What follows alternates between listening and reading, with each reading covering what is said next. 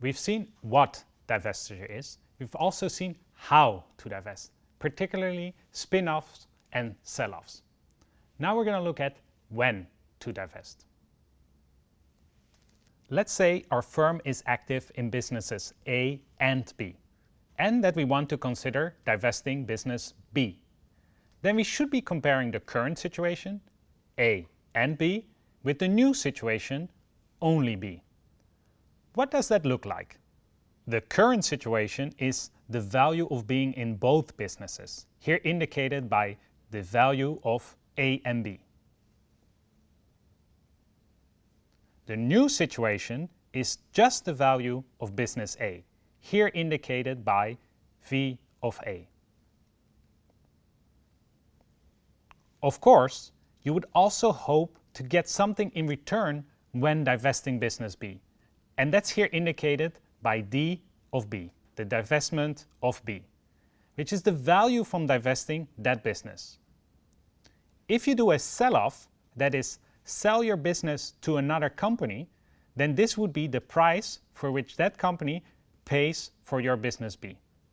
If you do a spin-off, that is, the shares of the divested business are distributed to the shareholders, then it's the value of business B as an independent divested business. For precision, here's a definition. It's not important to remember the notation. I do, however, want you to remember the basic trade-offs. We're comparing before with after. Before, we have the value of businesses A and B together. For the after situation, businesses A and B are no longer valued jointly, but separately. The value of A is here indicated by V of A. The value of B is indicated by the divested value, the D of B. You notice a little m. That means the value of the divestment for B depends on the divestiture mode. From this notation, we can derive the basic conditions for when we should divest versus when we should not divest. The first condition we recognize: synergies.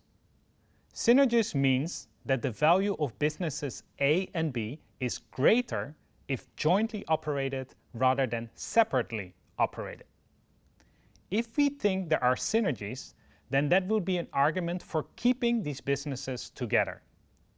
However, if we believe there are no synergies, then that would be an argument for the businesses to be separate, that is, to divest a business. This first condition has to do with the V of A and B. The other condition is called better parent. This means that another owner can pay more for business B than what that business is worth to you. For example, this might happen if another company has even stronger synergies with business B than you do. If there's a better parent, then this by itself would be a reason for divesting business B. Note that this can happen even if business B is doing well and even if we have synergies with our business B. This condition has to do with the D of B. From these conditions, we can derive clear implications not only for when to divest, but also for the best divestiture mode. Let's start with the situations when there's no synergies and no better parent. There's no reason to keep the business, and at the same time, it's unclear whom we would sell the business to. So we can go for a spin-off. That is, we can make the business independent and distribute its shares among the original shareholders. Let's move to the opposite situation, when there are synergies and there is a better parent.